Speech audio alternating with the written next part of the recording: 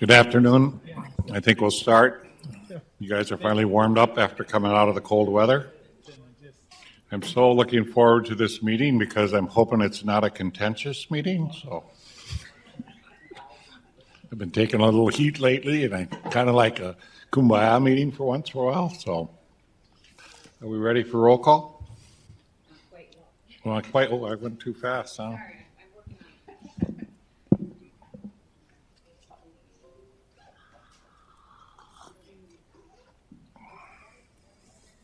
We run a little slower without Lisa. Yeah. I should have asked you, Lisa, if you were ready. Sorry. I apologize. We're just. No, we'll hold on. Hello? Who came the farthest today? Who's the farthest traveler?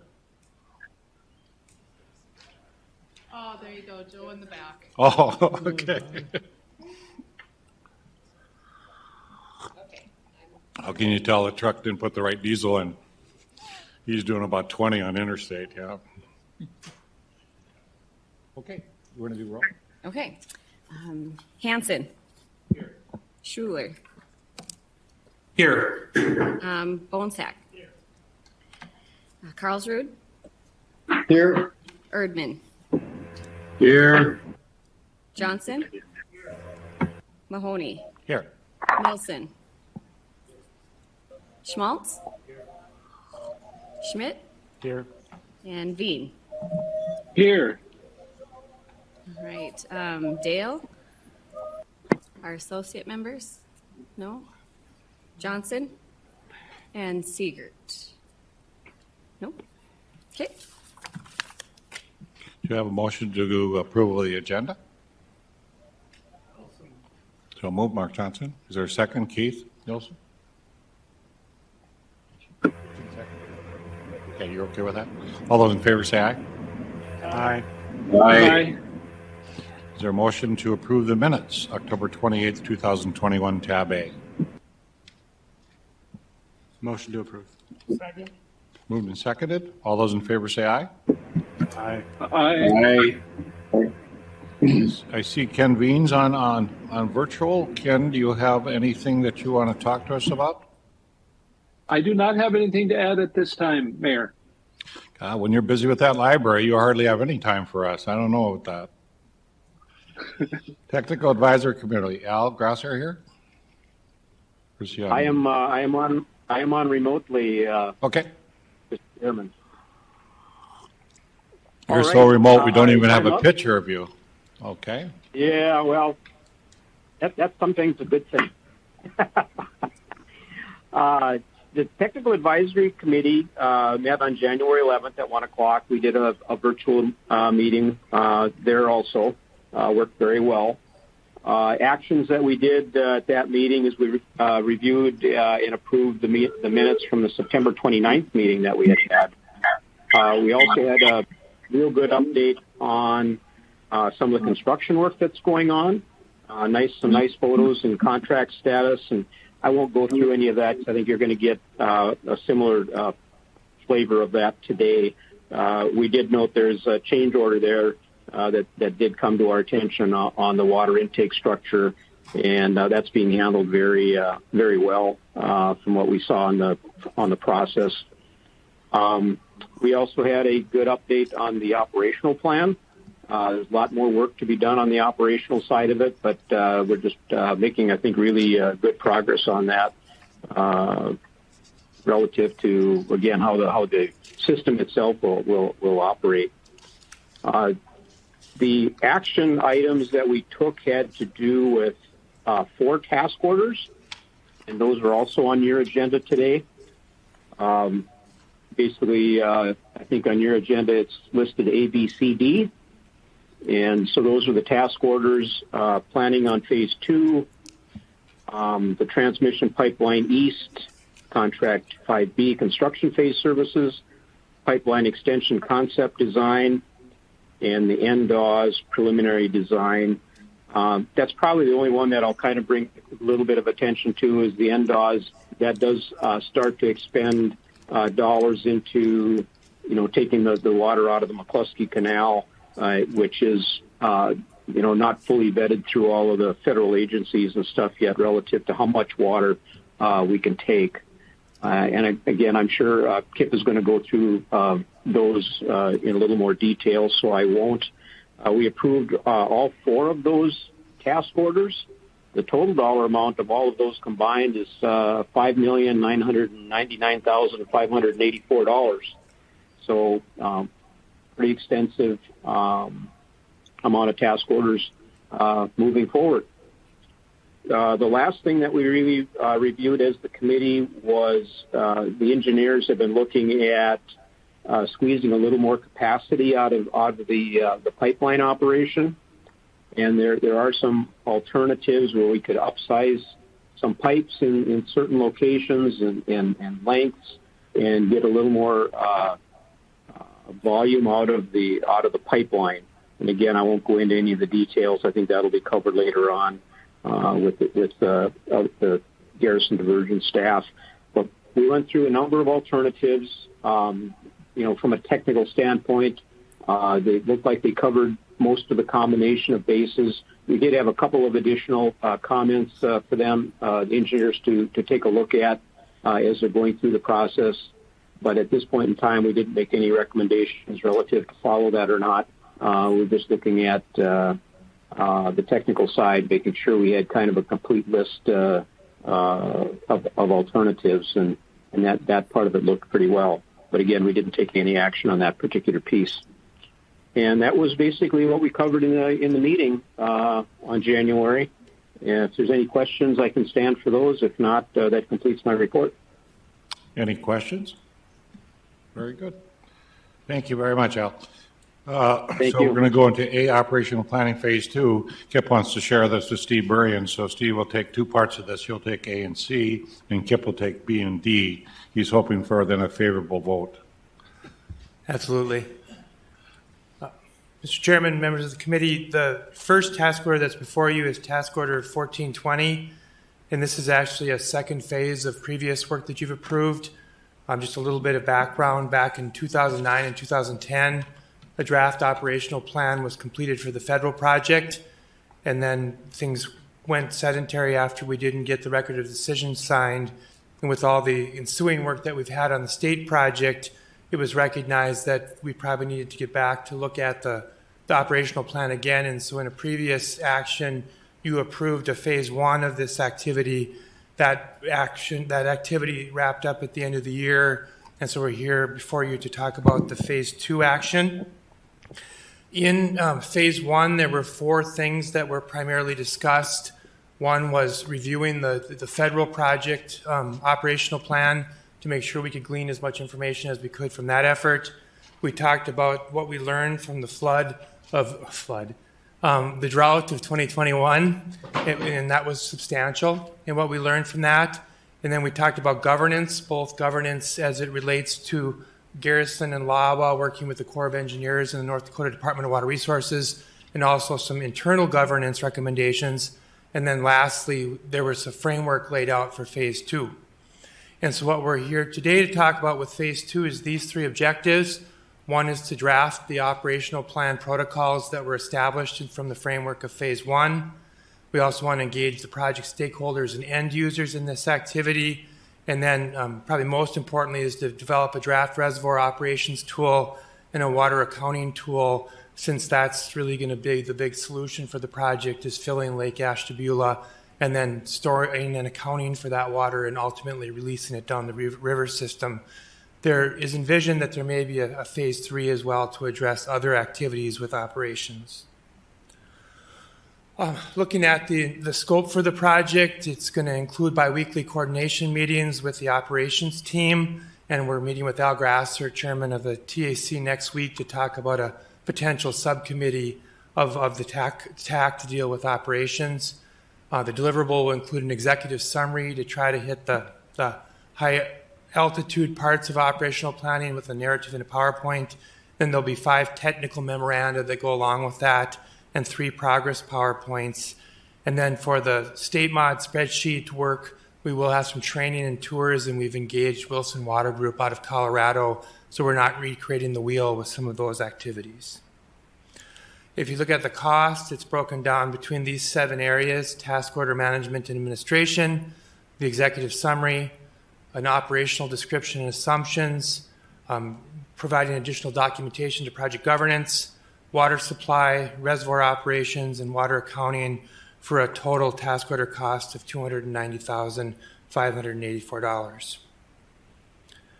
I'd be glad to answer any questions you have regarding this task order. Any questions? I think we're fine. Kip, do you want us to pass that this time, or do you want us to do all task orders at once? Do them individually or all together? Okay. And this is A entirely. Are you done, Steve, on the A part?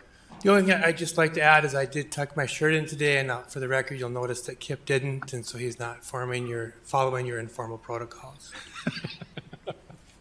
Is there a motion to approve?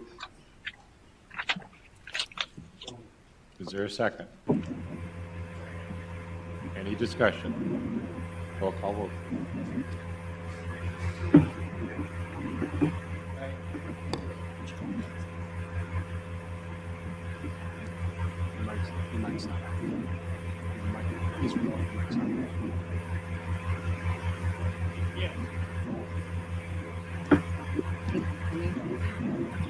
Okay. Schuler, Yes. Karlsruhe, Yes. Erdman, Yes. Johnson, Mahoney, Yes. Nilsson, Schmaltz, Schmidt, Yes. Veen. Yes. Motion passed. Good. Kip, you're on for B. In your board books, tab C is the Transmission Pipeline East Contract B Construction Phase Services, Task Order 5632. Later on in your board today, you will be discussing the bid opening that was held January 13th for Contract 5B. That was for 9 more miles of pipeline to be put in. Assuming you authorize that project to go forward, we need contract phase services to go with that.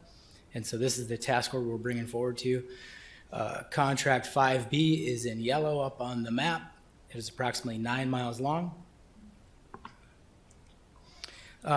This task order, the first set of tasks in there deal with field and factory services.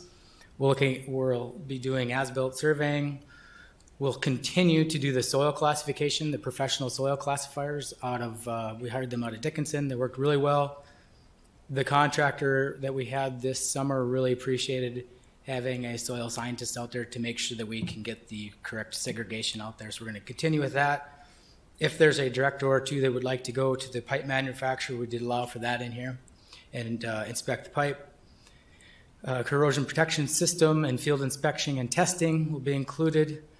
Also, this time around, we'll be hiring the materials testing firm. In Contract 5A, we had the contractor. So Contract 5A was Garney. We had Garney supply the material tester. This time, we're going to bring it into our house, and so we'll be in control of all those material testing and welding. We're going to continue with the drone-based monitoring. Works well for these presentations, all the different photos that we get. The next items in your task order is engineering services during construction. That deals with having an engineer that deals with submittals, pay requests, RFIs, change orders, field support services, documenting everything with digital photos, videos. Under this section also we have the resident project representation, RPR, so that's somebody in the field. With 9 miles, we're estimating that will be 2 crews, and that will be 2 summers. So we're estimating 70 weeks of work in the field just for the pipeline crews. So 2 full-time people out there. You can picture one person staying with the pipeline crew, putting it in the trench, and the other person might be out ahead dealing with laying pipe down, maybe clearing the soils, or maybe even back behind the pipeline crew dealing with restoration. So 2 people. Also under this contract, there's 1 tunnel that goes underneath the railroad. It would allow for 1 full-time person to be on site during that tunneling operation. And then like our other construction phase services, warranty services. So after 10, 11 months, we bring them back and we do a field inspection. The cost breakdown of this task order management and administration, special and third-party meetings, field and factory services, engineering services during construction, resident project representation. So you can see the bulk of that is in the field work for 2.2. For the total task order is $4,034,000. Do I have a motion?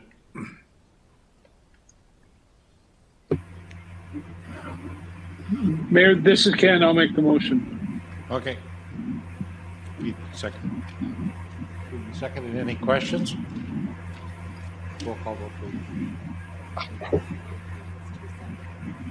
Keith.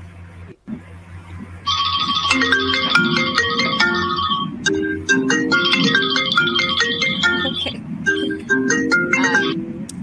Let's see, roll call for Hanson, Yes. Schuler, Yes. Bonsack, Yes. Carlsrud, Yes. Erdman, Yes. Johnson, Mahoney, Nilsson, Schmaltz, Schmidt, Yes. Veen. Yes. Motion carried. Steve, you're on. Mr. Chairman, the next task order that you have in front of you is 5270. Like the previous one that I addressed, this is also an extension of past efforts. In 2017, Garrison Diversion and the Lake Agassiz Water Authority authorized engineering consultants to work with all 35 users that signed the development agreement to understand where they wanted the water routed, and what demands they would have at those points, both average day and peak day. That was put in a water demand memo, and then there were concepts and cost estimates put together for 2 different alternatives for extension pipelines to reach each of the users. Since 2017, we've had quite a bit of consolidation on the system. We've had some changes in the way that people want to look at potentially taking the water. And so in 2021, we did go out and have some additional user meetings, but we found that there was a lot more appetite and interest in having us work with them. And so you asked for a task order to address updating the water demands, both the location and the number in terms of average day and peak day, as well as the route to get the water to them and the point of service. And then as we're also, there'll be new concepts put together and new cost estimates put together. And then that will be partnered with the financial task order that you approved previously. That financial task order will then help the users understand how they'll get service and how much it will cost. In addition, your legal team and the Garrison Diversion legal team is working on the project participation agreement. That's going to be another major lift in terms of getting out and meeting with the users. And so there's a portion of this project that deals with handling support for the users for the project participation agreement. So essentially it's 2 full round of meetings. And what the objectives of this will be to continue to obtain user feedback, to put a technical memorandum regarding that feedback. Black & Veatch will lead the effort in putting the concepts and the cost estimates together for extension pipelines. And I should add that one other element is we're starting to hear some service or some interest on water depots, where people recognize when this large transmission line is going by, or even the branch pipelines, that with the need for significant water for spraying, something that oftentimes taxes the rural water districts. And so they're wondering if we could put depots in strategic locations. And so that'll be addressed as part of this task order as well. And then there's the ongoing user meetings to support the project participation agreement. This is broken down into 5 financial chunks: task order management and administration, the initial user feedback, a technical memorandum for the service, as well as a technical memorandum for the concepts and costs, the project participation agreement support and user outreach, and then the variety of project support through the rest of the biennium. And the total estimated cost for this not to exceed is $436,000. I'd be glad to answer any questions. Any questions? Can I have a motion? So moved. Mark Johnson. Is there a second? Second. Roll call vote, please. Hanson, Schuler, Yes. Bonsack, Yes. Carlsrud, Yes, and I have to disconnect for a few minutes. I have a problem here. Thank you. thank you. Erdman, Yes. Johnson, Mahoney, Nilsson, Schmaltz, Schmidt, Yes. and Veen. Veen, Yes. motion passed.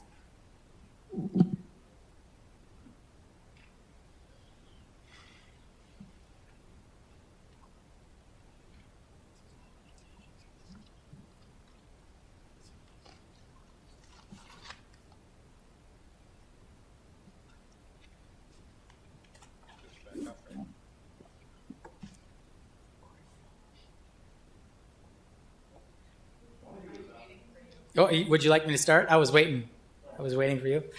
The last task order the engineering group is bringing to you is task order 5280. It is tab E in your board book. This is the task order for Eastern North Dakota Alternative Water Supply. Should get you to a map so you can understand it. We have been working on this alternative going to the canal. Previous task orders, you allowed us to go grab some LiDAR data and kind of do a drive-by. Eventually, we said we'd be coming back to you, and we would like to start working on this leg, the leg up there, the pipeline in yellow that takes us to the canal.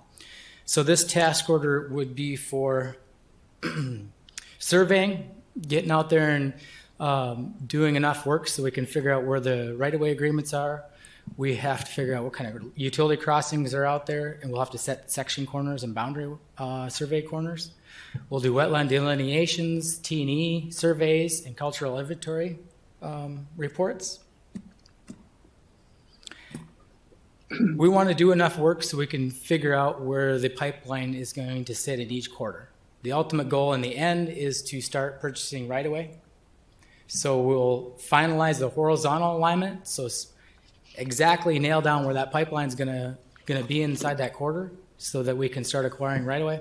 And then as far as the vertical profile, it'll just be kind of a preliminary vertical profile. Will you have to pump up, or will this gravity feed all the way to the So east? from the canal, the first 10 miles is up, not very far. It's probably within, if I just had to guess, I don't remember the elevations, but maybe up 100 feet.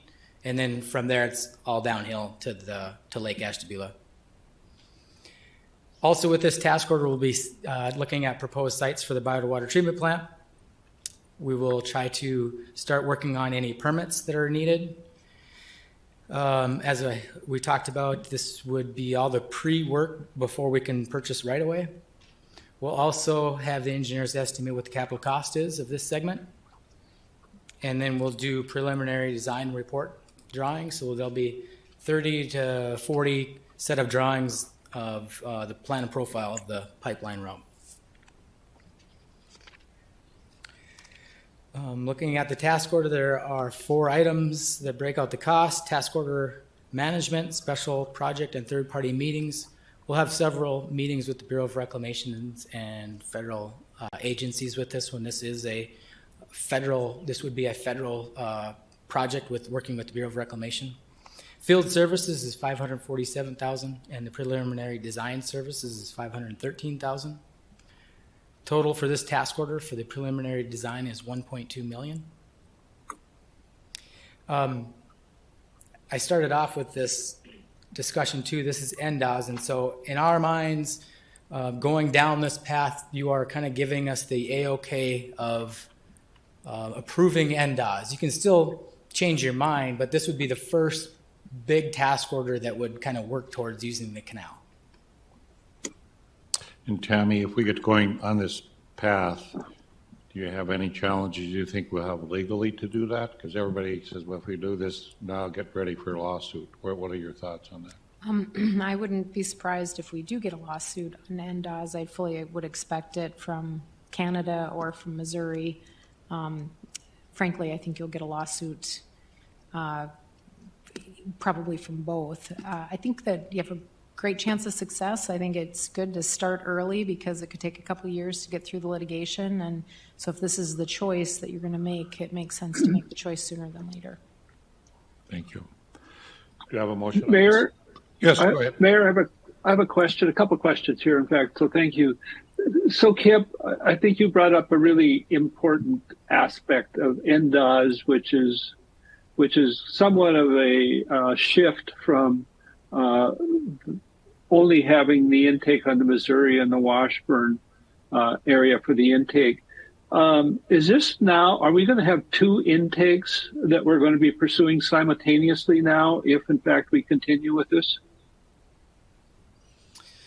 Well, you have one that's 90% complete, or maybe 75% complete, and on paper you're allowing us to start designing the other one.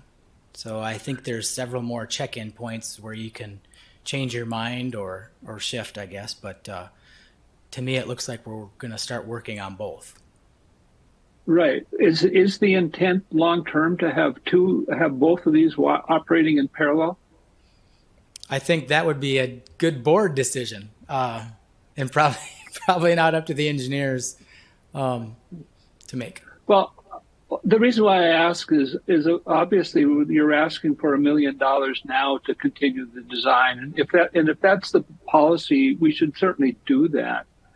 But not only are we going to have the $1 million in design, this next phase of design, now we're going to have a pipeline. I mean, we're not only going to pay for the design, we'll pay for the actual cost of the pipeline. And so we will actually have two. And I'm not saying this is right or wrong, but correct me if I'm wrong.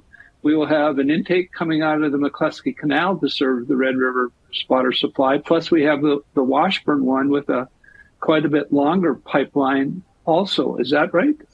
Correct. And let me add a couple of comments. So I think in an ideal world, you would use the Washburn intake. There's lots of industry in that area that have been asking to use that, including Washburn. So I think there's secondary uses there.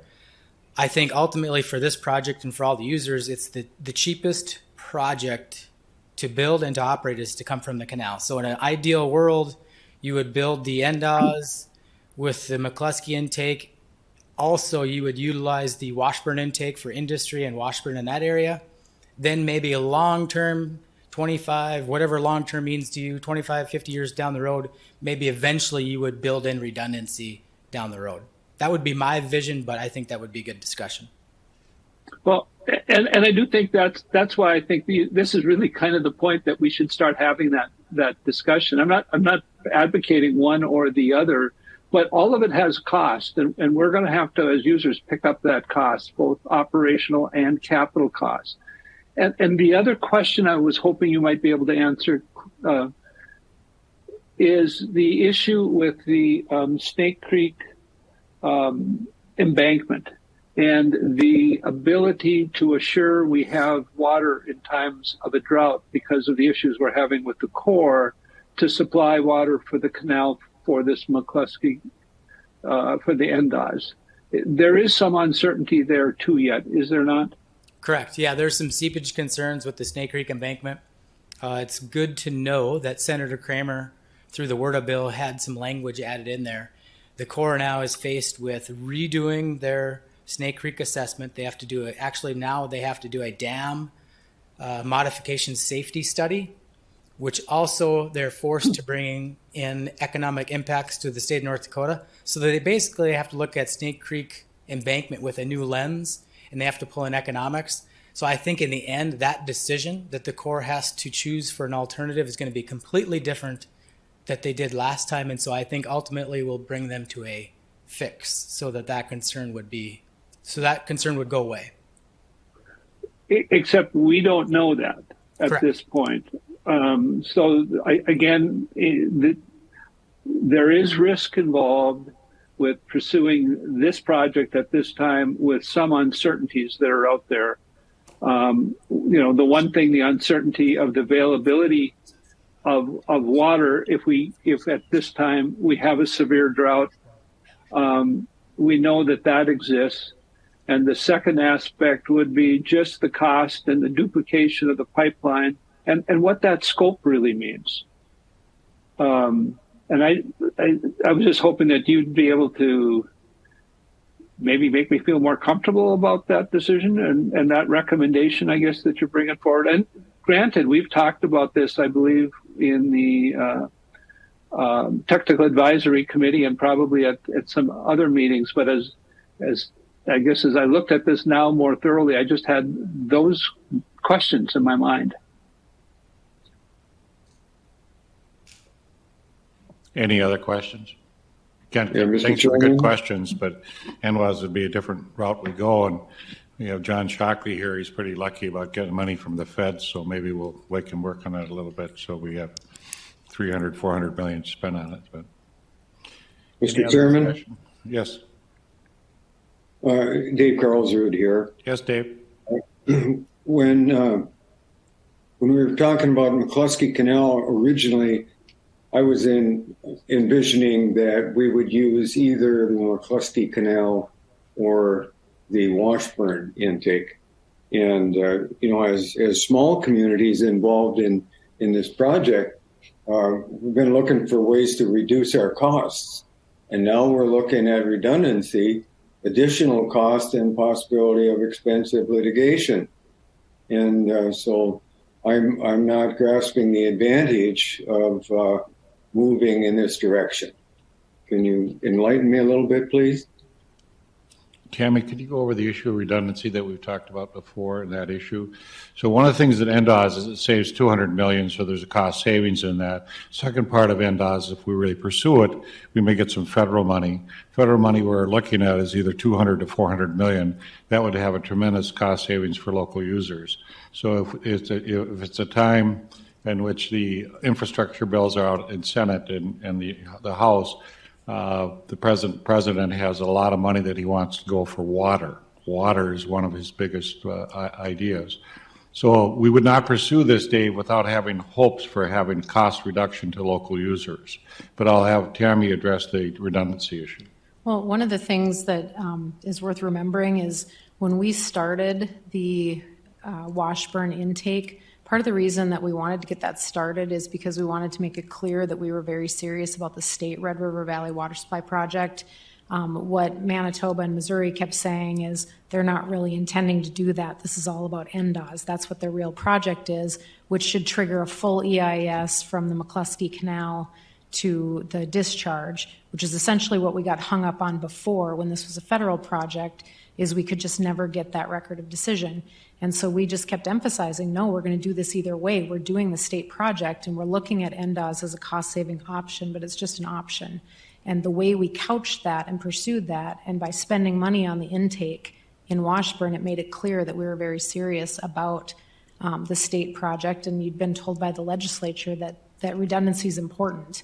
And because of the Snake Creek embankment issues, we couldn't exactly be certain that that was going to end up being an option for us. So I think that's where you decided to go forward with the work that you did in Washburn. To address your comment about getting involved in expensive litigation, I will tell you absolutely litigation is expensive. However, if you get sued in this case over NEPA on NDOS, that's something that it's primarily going to be the Department of Justice. It's the Department of Interior that is going to be sued. The Department of Justice, the attorneys, are going to be leading that litigation. And so it's not you that's footing the bill for that. And then additionally, just like in Central North Dakota, we were involved. We got sued, Garrison Diversion did.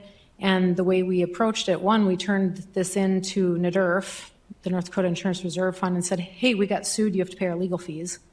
And they weren't so excited about it, but they said, yeah, I guess we do have to pay your legal fees. And so we've taken the position that we're kind of taking the back seat in the litigation. So the insurance is paying the attorney's fees up to $100,000. And since we're kind of riding the coattails of the DOJ, they're leading the litigation. So the actual cost of litigation to you guys hasn't been much at all at this point in Central North Dakota. And that would be triggered again if you get sued in NDOS. So that's just to address the the legal fee issue. Does that help explain? It does. And Tim, did I hear you say that we would not move forward unless there was a cost savings in the work with that project. Yeah, I'd like to see that we get some cost savings out of it because we get 200 because different design, but if we could also get some federal money, that's an impact on local users on $1 billion project of almost 400 million, and that should bring all local users' costs down. And the whole attempt would be to do that. And then there's a tricky negotiations with the state as well to see how much they'll give us local users a cost break on that as well. So we have a vigorous year in politics this year to try to work on some of these issues. But you know, we've been successful before. I think we can be successful again. It's great that Washburn could be used in Washburn basically, because that inlet can be utilized as we're sitting here and it's all ready to go. And then that last segment, just wait till we get a drought for 3 years. I think we'll get a lot of motivation around the state to get this thing done. So we're gonna work on these things before we get into the legislative year. And I think John Shockley, the success we had on the diversion authority, we took a clear path and they seem to respond to that. And I think that's, if we design a clear path on this, it will help. But this is helpful because the thing they're going to ask, the feds are going to ask is, do you have preliminary design and how quick can you go? And we're finding with the feds right now, the reason the diversion authority got funding is we had no more hurdles. Our lawsuit was gone. A lot of things were gone. They tried 2 other projects in the United States that had lawsuits, local things that embarrassed the president. This was one in which they could go forward on, no embarrassment, everything's moving forward. And right now, we're bothered by Missouri, and maybe the Canadians can do that, but we look like we have a path forward. So it's you know, it's worth the next 6-8 months to kind of really try to bring this down. And I think if oil goes any higher, the state's going to have money coming out everywhere. And what are they going to do with it? If this is not a legacy project, I don't know what else is. But we'll keep working on it. So I just think, Dave, to your concerns, I think this helps us. So at least we have preliminary plans ready. When we really get into spending bigger bucks, then that we have to have a solid discussion. Can I clarify? Okay, so go ahead. Dave, can I clarify one thing? I think Bruce and Steve said something in my ear. On the map, if we're going to go forward with NDOS, you would not be building the orange line or the red line, if that makes sense to you. So the cost savings is not putting in all that other piping up there. Sorry, I should have clarified that up front. Oh, well, you know, I'm Norwegian, but that helps. Thanks. And then, like I said, 50 years down the road, whatever you want to call redundancy, you would then put the red line in to get over to Washburn. But that could be in our lifetime, somebody else's lifetime, could be next year. And then I've also heard strategy-wise, you know, if the state's going to make you put in redundancy, maybe the state should be paying for the redundancy and not the users. So keep that in mind too. Mary, write that down. We're going to bring Kip to the legislative body. That's what I heard. Okay. And while with that information and moving in that path, I can support this. Thank you. Very good. Last thing to pile on maybe is, do recall the 2 things on the Washburn intake. One, the only things we put in the ground were all the underground stuff. We didn't put the pump station in, or the pumps or the valves or the controls or the electrical. Only the things that got us out of the jurisdiction of the federal government and also don't have the moving parts that are high maintenance. And then secondly, we did vet this with the North Dakota Department of Water Resources when it was done, and they foresaw the significant need for water in the Washburn area and the difficulty in accessing the Missouri River between Garrison Dam and Bismarck. And so they saw the strategy of this and don't deem it a stranded asset like it might be otherwise. Very good. Any other discussion? Can I have a motion, please? I'll move. Dave here. Oh, good. Is there a second? Thanks, Mark. I'll second. Very good. Any other discussion or questions? Roll call vote, please. Hanson, Yes. Schuler, Yes. Bonsack, Yes. Karlsruhe, Yes. Erdman, Yes. Johnson, Mahoney, Aye. Nilsson, Schmaltz, Schmidt, Yes. Veen. Yeah. Motion carried. Very good. Thanks, Kip. Mary, you up? Task Order 1A, 2021-2023 Financial Planning Support, tab F. Yes. If you would turn to tab F in your booklets, and I apologize, we weren't ready with a presentation for this task order, so I'll just quickly cover the highlights, and if you have any detailed questions, Sean is here to answer those. But for this task order, basically, we are looking to update the financial model that we have to evaluate and put finalization of a preferred cost allocation, including updating operations and maintenance costs. The engineering team is working on O&M costs. We will work those into the financial modeling. We're looking at various schedules for construction, a 6-year, a 8-year, a 10-year. If we continue major drought for a couple of years, maybe a 4-year drought. But all of those have different cost implications, so we're working to include those into it. Also, just continue to refine our costs and our cost allocation. The models that we do, we have to put functionality in them and adjust it to the tiers and then push them out to all of the end users. Excuse me, with that updated information. And then there will also be some project participation development support that will need to be done from the financial side. And this task order has a total of $438,000.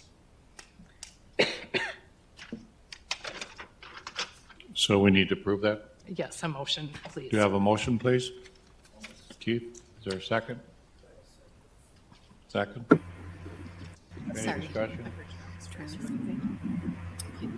Roll call vote. Hanson? Schuler?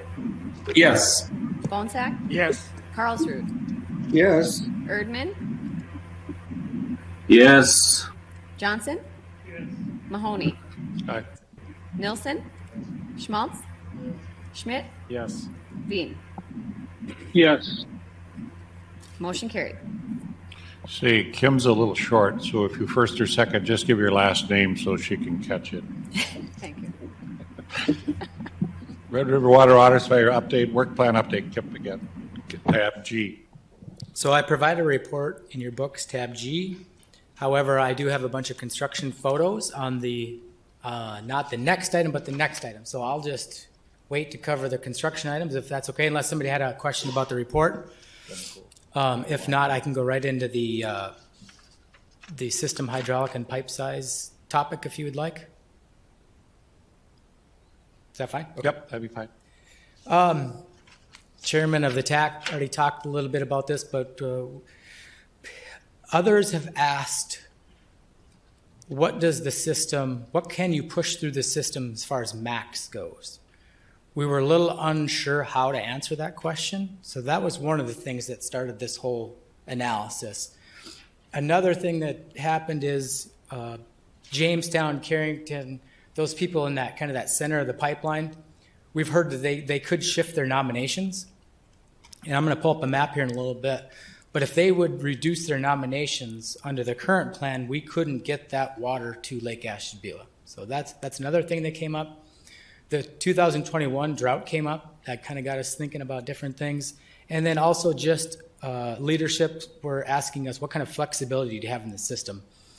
Where can you push water? How much water can you push at different locations? And so those few questions were asked, and we didn't have really good answers, and that's what drove us to this analysis. You don't have to do anything in this analysis. It's just a technical analysis to describe what's taking place. So in 2017, we did the preliminary design. In that design, this is what took place. We had 165 coming out of the river at Washburn. That went across the state. I don't know if I can, oh, yep, I have a cursor here. There's a hydraulic brake tank right here. So this is the high point. Then after the hydraulic brake tank, it kind of goes downhill. 165 CFS goes over to roughly east of the Carrington area. And we just sum up all the flows into one arrow. It says 25 CFS. So that's not all going to Jamestown. That's Jamestown, Carrington, anything from that point and backwards. So according to the design in 2017, we can only get 140 CFS to Lake Ashtabula. And this is all 72-inch pipe.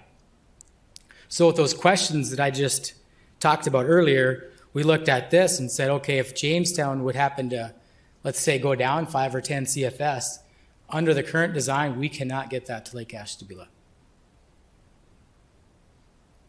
So those are the things that we're going to start taking a look at.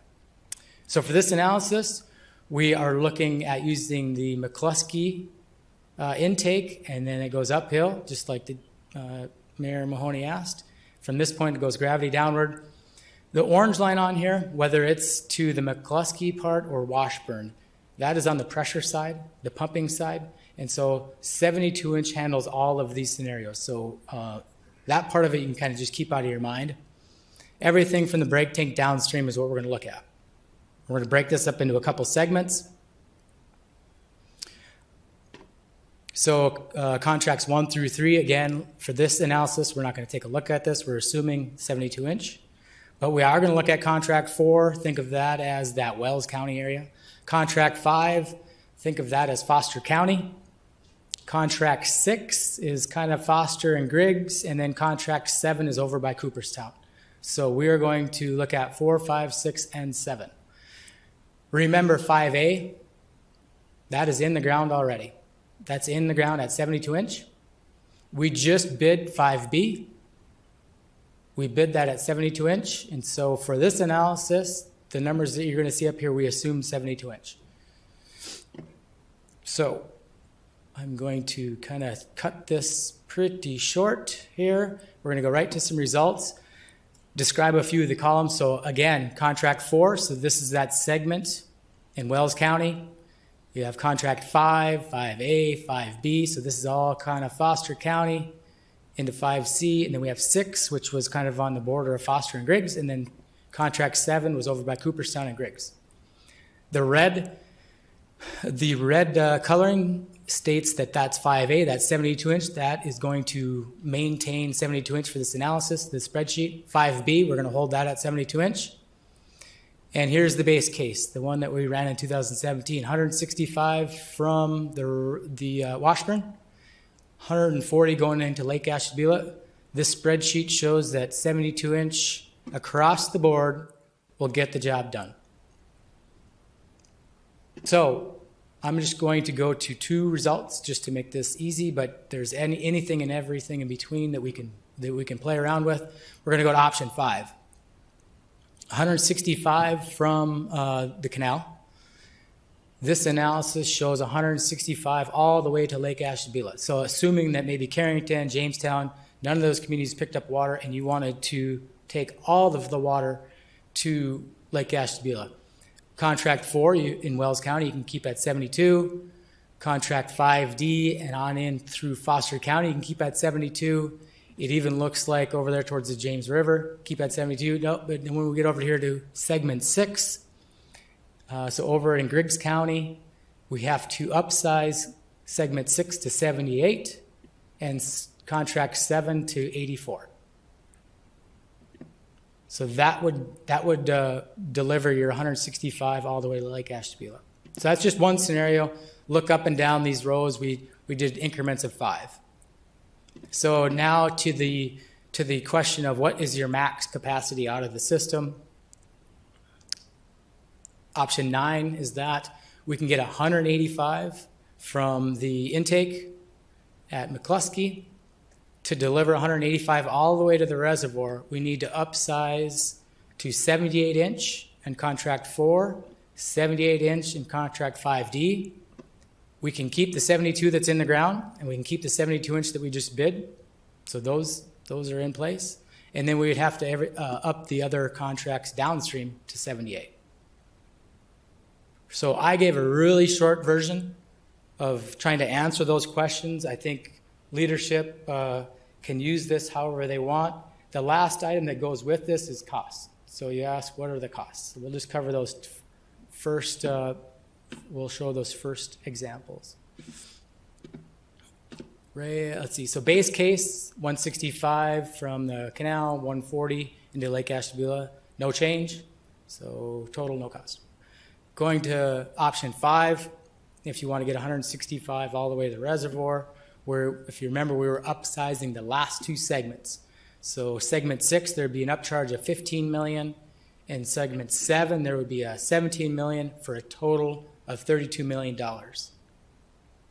over the base.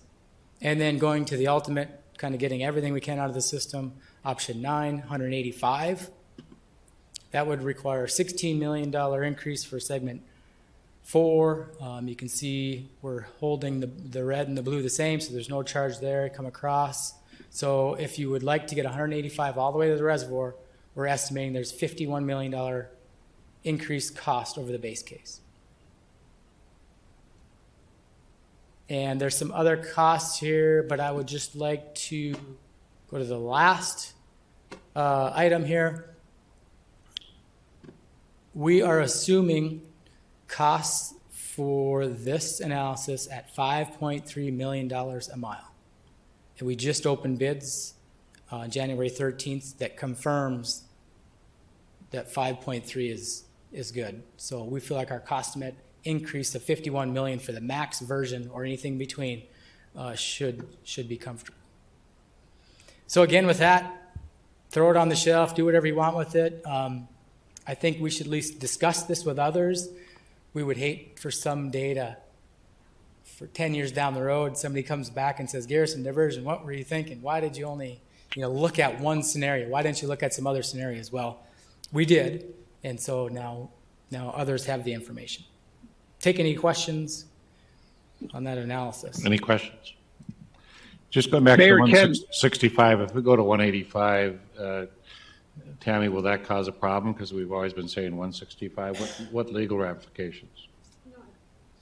At this point, I don't think we're talking about, well, I think for NDOS, we'd have to do some kind of supplemental letter, some at least contact with the Department of Interior to make sure that we don't have to do anything additional, because I think our environmental review at this point has been 140 going across the divide. So I think we'd have to do something additional.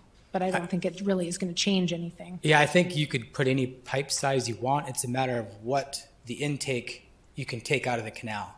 So you could put a 100-inch pipe across the state, and I don't think the federal government can do anything about it.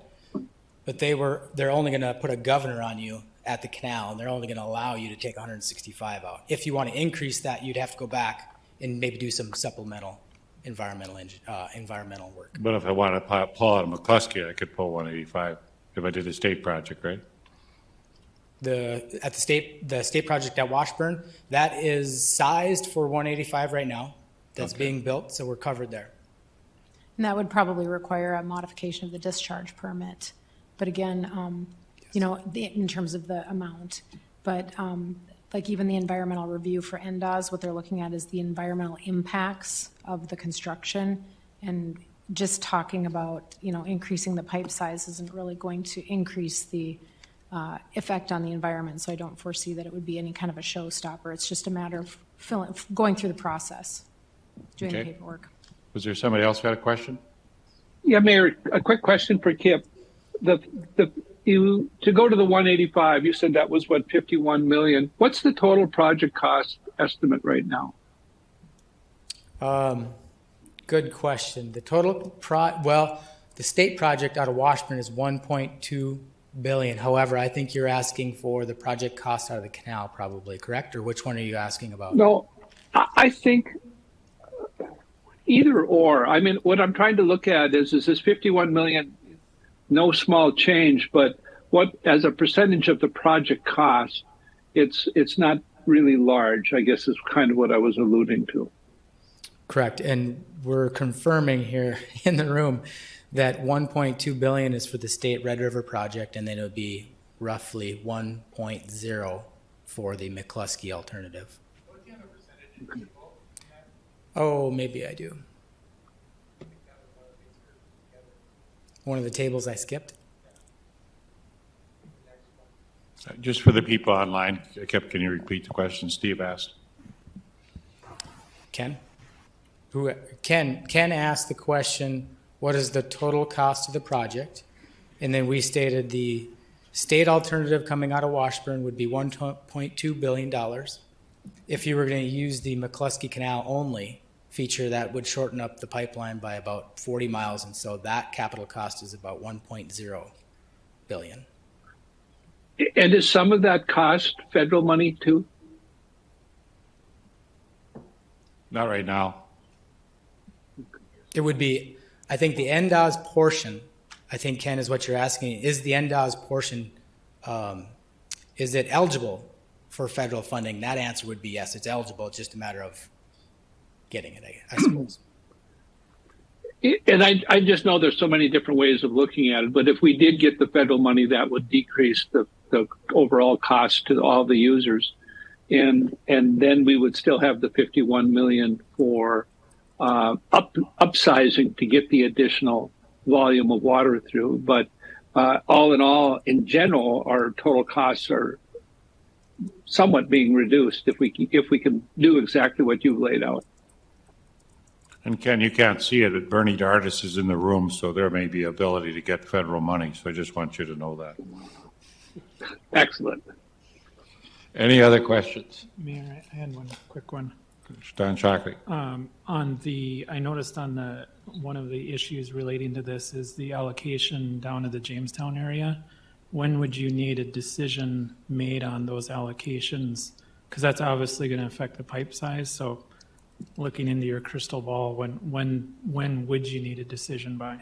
Yeah, really good question. So we put 5A in the ground. 5B, you're going to act on today, I hope. The next segments that we would bid would be 5C and D. However, we don't have the local cost share or funding for that. So we would expect that would be the next biennium. And so you can see that next biennium, you're going to get into these segments where there's kind of a point of no return. So good question. I should probably come back with a little bit more strategy on answering that. But definitely you get into 5C and 6 up on your screen and 7. Decision needs to be made. Yep. Any other questions or concerns? I think this is receive and file. We don't have to prove this one, right? Correct. This is just for information. So now we're going to go to transmission pipeline east, contract 5B, bid tab, summary tab L, I guess it is. Yeah, L. L or I? What do we have? So the construction update, Yep. Is that what I have? Yep. So the construction update, I just brought a bunch of construction photos to you. We shared these with the Lake Agassiz TAC. Here we are. A couple of these are just going to be bringing you back to where we started. So this is the wet well, contract 1 at Washburn. This is how it started. Halfway through the summer, this is what the site looked like. This is just for the wet well. The Missouri River flows on the screen from right to left. That is downstream from right to left. This is inside the wet well. The vertical shafts are called secants. This makes up the structural wall. And this is the floor, and this is showing some leaking, some of the secants leaking on the floor that we're dealing with. Transitioning to contract 2. So this is Michael's Corporation on contract 2. So this is the tunnel and the screens. They're building a temporary bridge out in the Missouri River to the area where the screen structure will go. Again, some more photos of the temporary bridge structure. You can see it's getting cold. You got some snow there. On your screen, it's a template so that they can drive sheet pile in. So this was set into the Missouri River and then used as a support structure to drive sheet pile in. It'll make more sense here. So that template that we just showed is inside there. It allowed the contractor to put these huge sheets up and drive them into the sand. Those are 95 feet long, driven all the way into the river. And the intent is they fully enclose that template.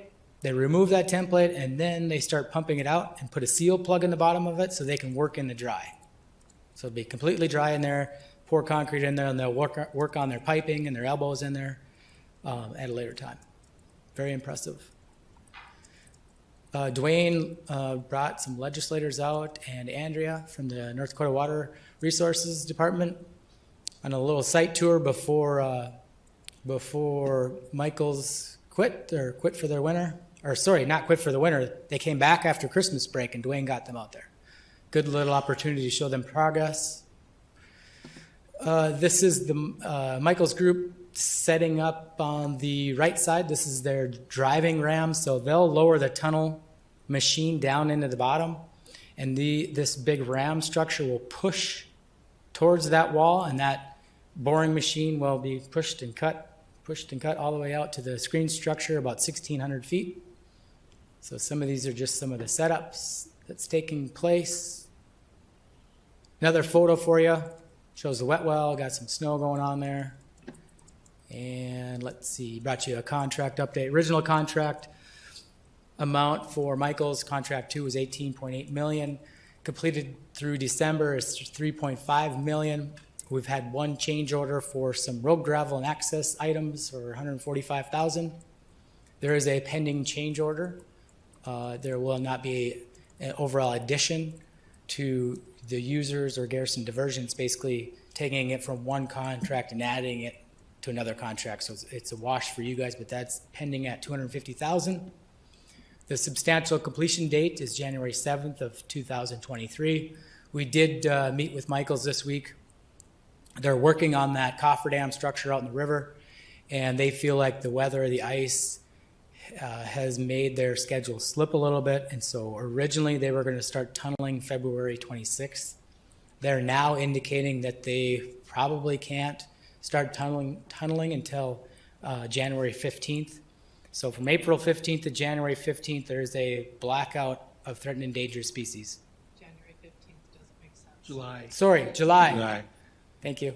April 15th to July. All right, back. So we're working with Michaels on that. We're going to go visit the Fish and Wildlife Service to see if we can work on any of those dates. Again, their completion date is 2023, so they should be okay. Just a couple photos on the pipeline that was installed this summer. We have the 150-foot right-of-way here showing that pretty much every foot of that is being used out there. This is the jacking pits for the tunnel. And moving over to the inside the pipe here. So we didn't walk through of the pipe, so we walked the 1.2 miles of pipe inside. Things that we saw were, this was pretty standard. When you get to a manhole hooked up, this is what you see. And every joint is welded, and that space is covered with grout. You will see cracks from time to time, but those are pretty normal. That contract, original amount was $8.3 million. Completed to date is $7.6 million. Substantial completion date was January 16th. However, there's two small items that the contractor did not install for the cathodic protection. So officially, they did not meet that. However, we really don't see any issue with that. Final completion for that contract is June 15th of 2022. So they'll have to come back and do a restoration in spring. And then lastly here, a couple photos of the discharge structure. That's kind of what it looked like starting out. And this is what it looked like at the end of the construction season. At that location, there are a couple grates and railing systems that need to be installed, and then that one will be closed out. That would conclude my construction photos. Any questions with those? Any questions? Looks good.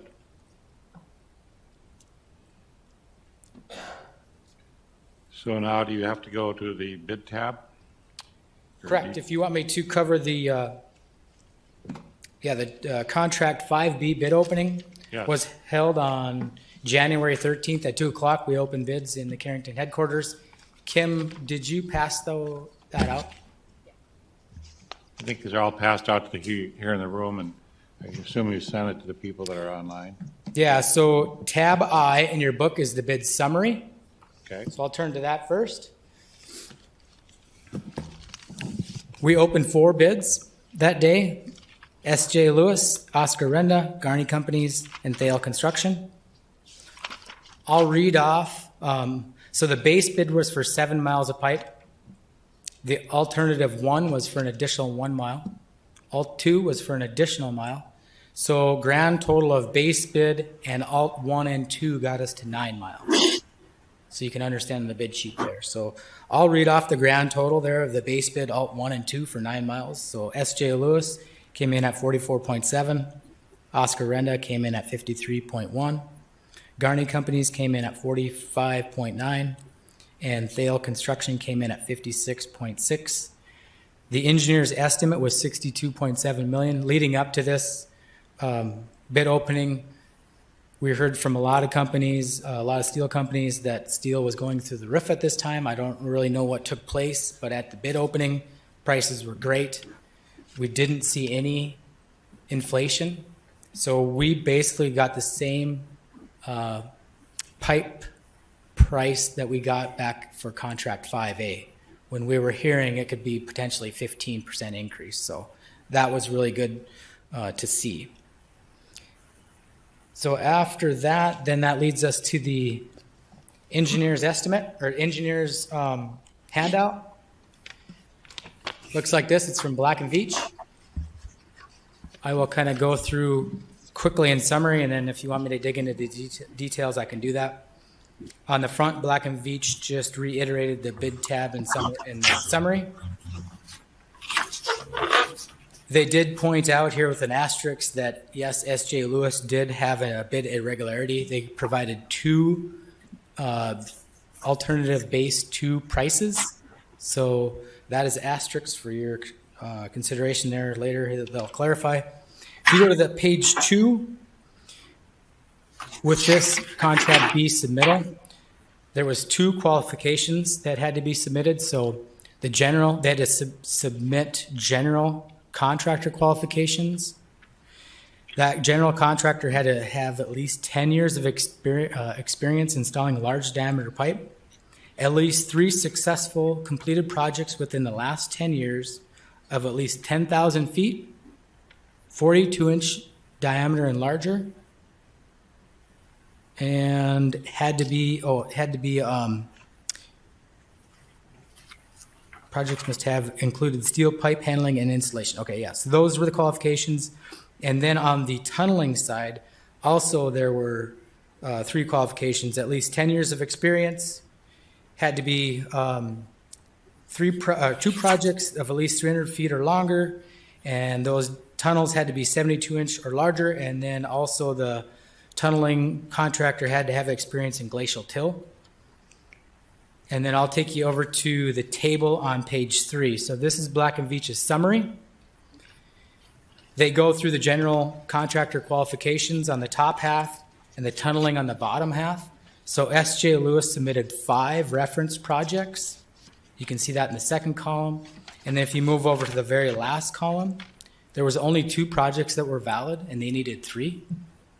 So on the general contracting side, they did not meet the qualifications.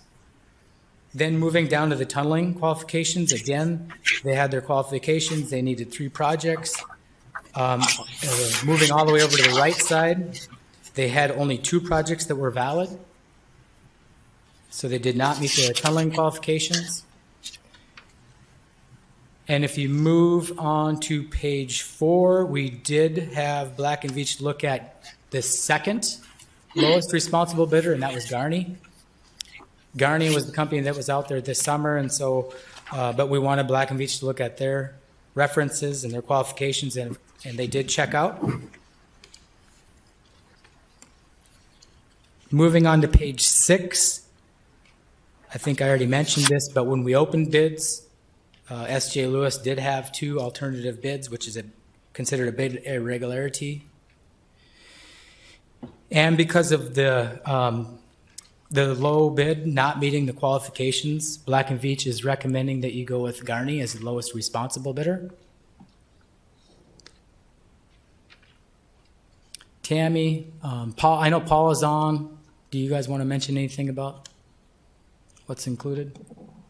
I can tell you we looked into the bid irregularity with the 2 different conflicting numbers that were submitted for alternative 2 And based on the research that we did at Vogel, we suggested that there's some case law. There's no case law in North Dakota, but there's some case law in Minnesota that finds when there's a deviation from the specifications that go to price, it has the potential to skew the results and benefit the bidder, and so that would be a material deviation, and so that would make that bidder's package get thrown out, basically. And any contract that was entered into with that bidder would be invalid because of this material deviation. So it was our advice that appeared to be something that would impact S.J. Lewis's bid independently, but then in addition to the fact that their qualification, they didn't qualify as a general contractor or a tunneling contractor because of the reasons that Kip had identified and that Paul looked into. And I think we're happy to answer any questions if you want any more information on those issues. So went through our vigorous evaluation. Your recommendation then would be to the second bidder at the rate, which is still under engineering's bid.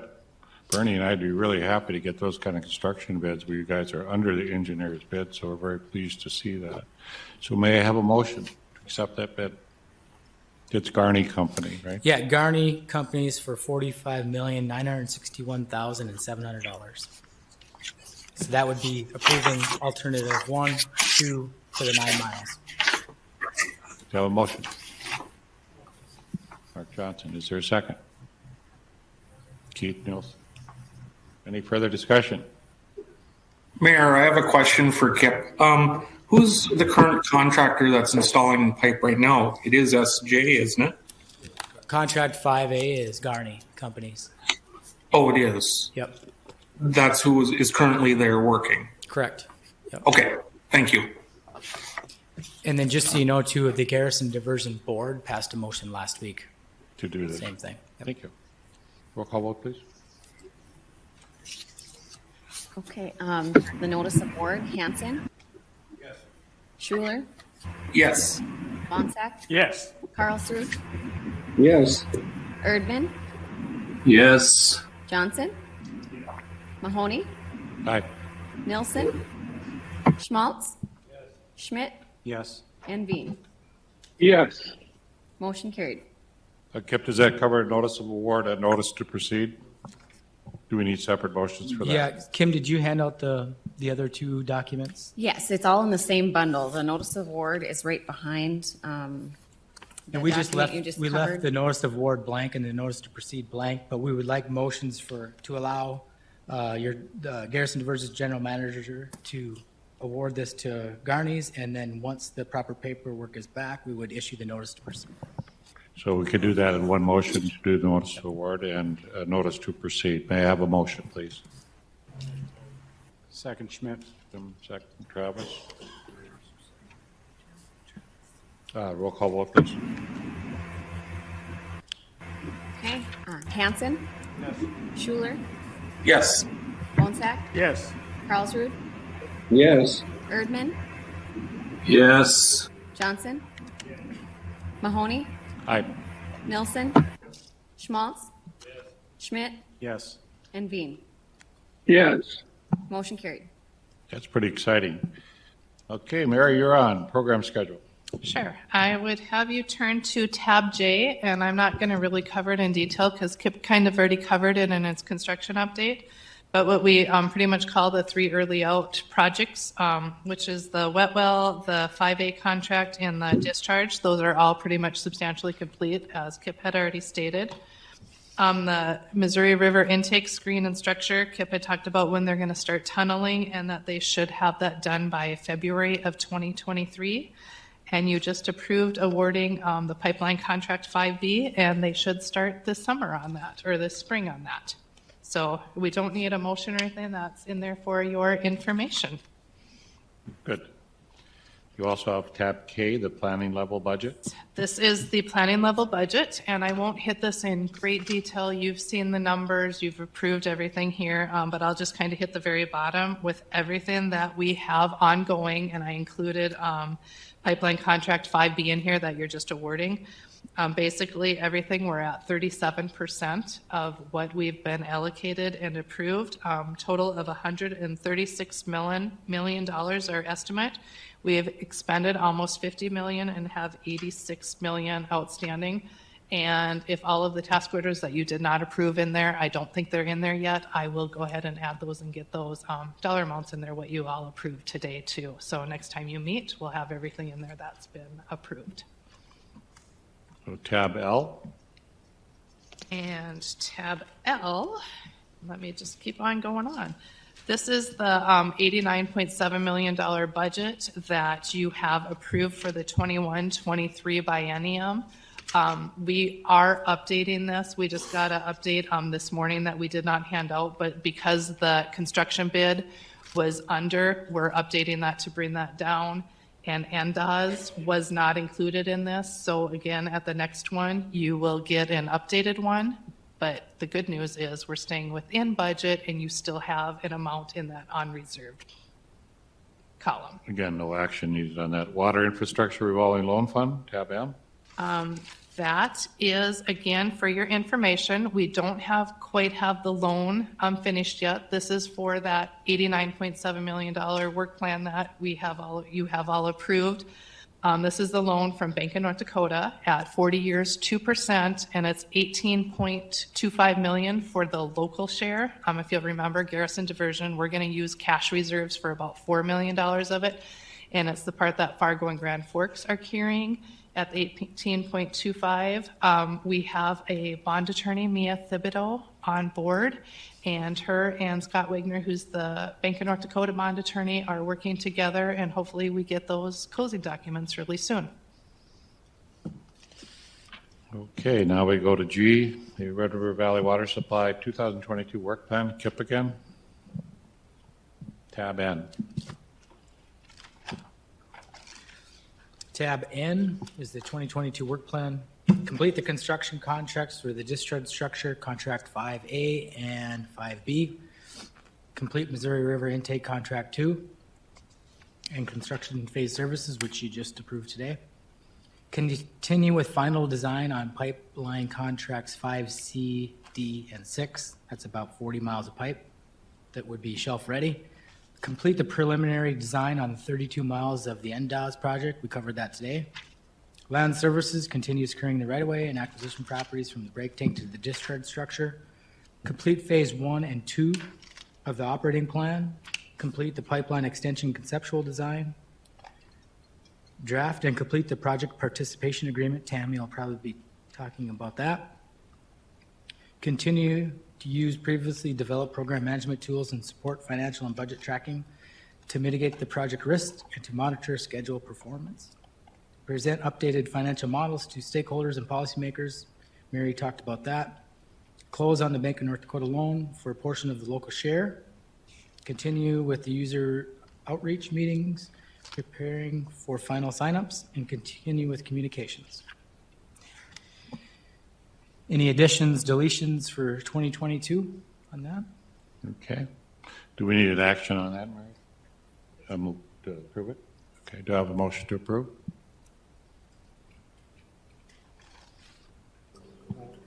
So moved. Steve and Travis, you're in a second? I'll second. Okay, moved and seconded. Any discussion? Roll call vote, please.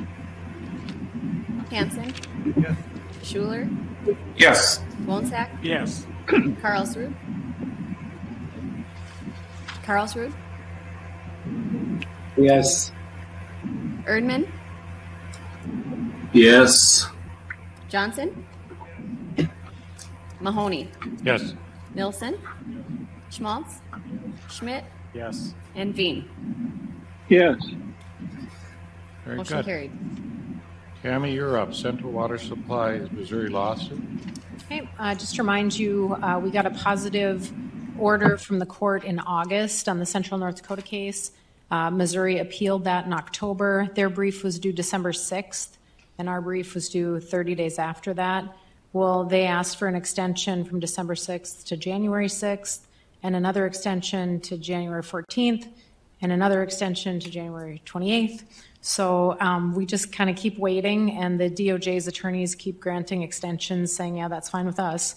And so we're expecting their brief, hopefully, yet this week, and then we have 30 days to respond. And like I said before, the DOJ attorneys are in their appellate division are really the ones that are leading the briefing on the appeal. So we're kind of just in contact with them, and we told them that we would support them however we need to. If there are things that they're not in a position to argue, we can do that. We did that in the district court, but on appeal, there's less likelihood of that. It's usually pretty cut and dried legal arguments, and so they will be doing most of that. When you're doing extension, what does that imply? I mean, I watch TV on lots of things, so usually... The Missouri Attorney General's office just said, we've been distracted with other things. Like, okay, sounds good. Okay.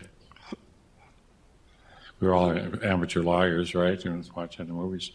Now, 221 budget analysis statement, tab O.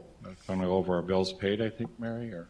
Yes. Or just need approval? So we need to approve this. This is our total 2021 budget, and this is what the auditors will look at when they do the AUP, which we'll cover a little later. But for the income, the total income budget was $2.6 million. Lake Agassiz brought in $1.8 million.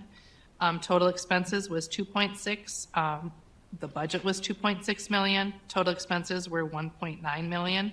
So for the year, Lake Agassiz started with the beginning bank balance of $644,000, income of $1.8 million, and your total funds available of $2.4 million. And after all expenses were paid at the end of the year, there was $576,000 in the checking account. Excellent. Do I have a motion?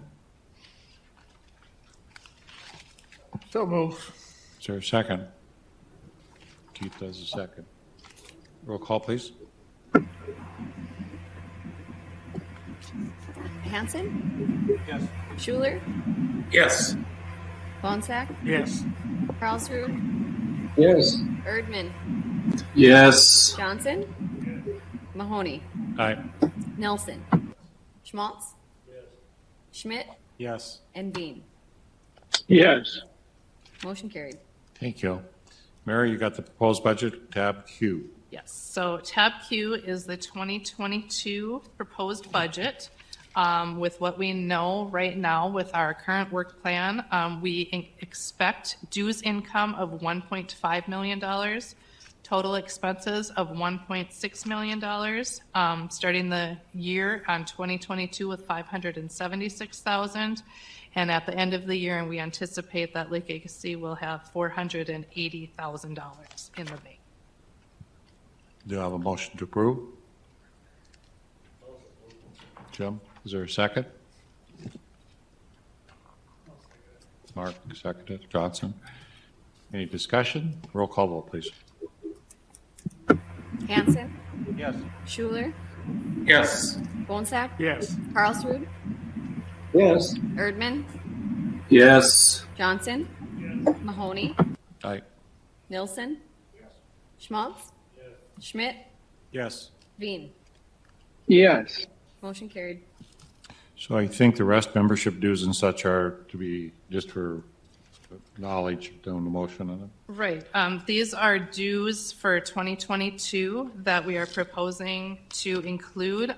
They're dues that you did pay in 2021. So I know that Lisa has in there that we're looking for a motion to pay them. So it would be $6,000 in dues that we will cut checks for. Is there a motion to approve? Motion Schmidt. Is there a second? Second. Second Hanson. Any discussion? Roll call vote, please. Okay, Hanson? Yes. Schuler? Yes. Bonsack? Yes. Karlsruhe? Yes. Erdman? Yes. Johnson? Mahoney? Aye. Nilsson? Schmaltz? Schmidt? Yes. And Bean. Yes. I'm assuming you want us to motion as well for the Users Association? Is that correct? Right. So I would say that one we could have used R and S since they are both the dues that I covered. Okay. And then if you'd like me to move forward, we would be ready to send out the 2022 Lake Agassiz dues membership. And that is tab T. We always send a letter to all of the systems. And then on the second page is how much the dues would be for each system. So with approval of that, we would send out the dues for Lake You want us to Agassiz. approve you doing that? Yes. Okay, do I have a motion, please? I'd make a motion, Schuler. Schuler, we'll take Nielsen as a second. Any other discussion? Roll call, boys. Okay, we have Hanson, Yes. Schuler, Yes. Bonsack, Yes. Carlsrud, Yes. Erdman, Yes. Johnson, Mahoney, Aye. Nilsson, Schmaltz, Schmidt, Yes. Veen. Yes. Motion carried. Next time, Kim, we'll take them all in one motion because those guys sounded like they're getting tired saying yes. So. Time Lisa's gone, you have more motions than ever. I know, right? I'm running out of paper. Okay, user meetings. Mary and that's Steve Burrian. Are you commenting on that? Or? I could just start as Steve gets up to go there. We've been continuing the user meetings, breaking it up. Steve has been attending them all, and then between myself, Dwayne, and Kip, we have been assisting. And we're trying to schedule some more, and we've had to cancel a few and reschedule a few. So just very briefly, thanks, Mary, Mr. Chairman. We did have an informal, virtual meeting with Northeast and with East Central, and just trying to get a better handle for the rural water districts on how they could potentially participate. We had a very good meeting with Cooperstown. Kip and I went to that right before the holidays, and right after the holidays, they being right on the pipe really understand that they need to be a part of the project. Cost obviously enters into it. And then if you want to ensure a blizzard, schedule a meeting with Valley City, because we've tried two and we've gotten a blizzard on both of them, and so we need to reschedule. But Valley City being right on the project as well as digging deep in terms of where they want to go with things, and we'll be working with Mayor Carlsrud, or Dave as he likes to be called, to put that together. We do understand that that's going to be a major focus for this quarter, and then when the PPA comes back, it'll be at another focus for us in the mid part of the year as well. Very good. Mary, any comment? Nope, Steve Okay. covered it very well. Very good. Yeah, Valley City has that valley. It just takes the snow, huh, Dave? Well, we have a corner lot. I spend a lot of time doing that. Project participation agreements. Tammy, do you have something on that? Well, just to give you an update, we've provided Lake Agassiz with a copy of a project participation agreement. It's a, nice little, 85-page easy read. I think that was in October. You guys are working through comments. John assures me that he'll get comments back to me February 2nd, and that you guys are going to be so agreeable that we will be able to work through this without a problem, I'm sure. Maybe I'll have to buy John some beer and sit down with the red lines and get through it. So we do recognize from Garrison's perspective, we really want to get this agreement moving so that we can get it out to the users in some of these user meetings, and set the stage for the next legislative session to have a good sense of who's in and who's out. So that's been something we've identified as a priority for this year. Thank you. Any questions? The 2021 audit?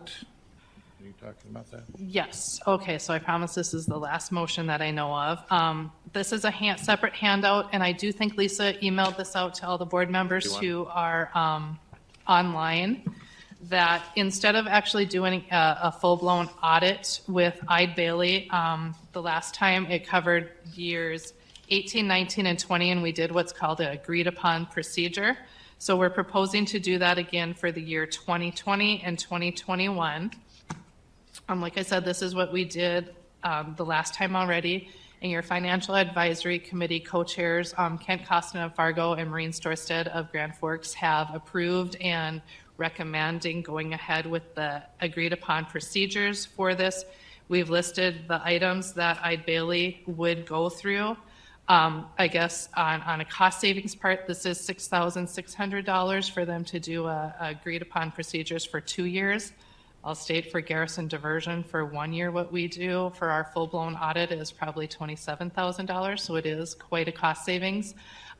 Lake Agassiz, I kind of counted. I think that we wrote 23 checks all of 2020. I sign them and Mayor Mahoney signs them all. So we always have dual signatures on there. So for them to come in and test, they are really looking at everything that flows through Lake Agassiz. So we would be looking for an approval of this. And then it's when they do Garrison Diversion's full audit, they'll also do the agreed upon procedures for Lake Agassiz at the same time. Do I have a motion? Mr. Mayor, if I can just raise 3 issues. I just saw this as we were sitting here today, and I have negotiated with Eide Bailey previously on the scope of some of these similar agreements for other clients, but I have 3 issues that I think that you should include if somebody's going to make a motion to approve this, subject to maybe 3 things. And that is on page 4, they've got a section on limited indemnification where they're saying that you need to indemnify Eide Bailey.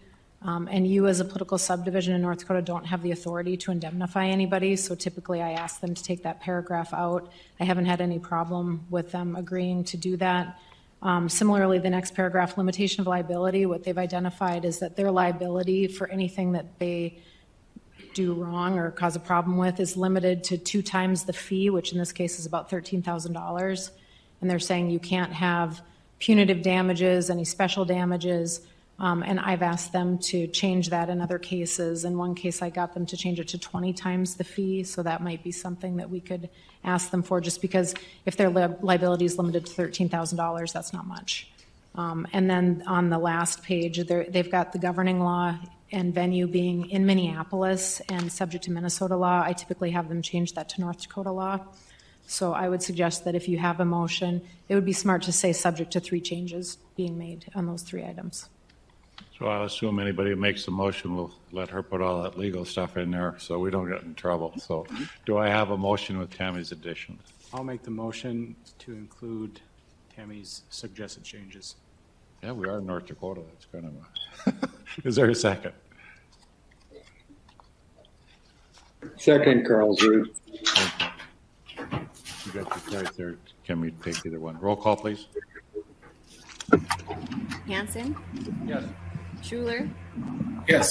Bonsack, Yes. Carlsrud, Yes. Erdman, Yes. Johnson, Mahoney, Aye. Nelson, Schmaltz, Schmidt, Yes. Veen. Yes. Carried. Mary, do we have any other business? I do not have anything else, Mr. Chairman. So what the team did, they got you little cookies on your way out. So when you leave here, you can have a little cookie and stay healthy. And you have to have a little nutrition when you go at 13 below or 14 below zero on the way home. But please be glad to grab that. And thank you very much for coming. This is an unusual day for us, Mary. We don't usually meet on Tuesday. So it was the one time I got to kick Pipcorn out of the meeting. So it was nice that we could have our meeting and they could go out. So thank you. Do you have a motion to adjourn? Is there a second? All those in favor say aye. Aye. Aye. Good.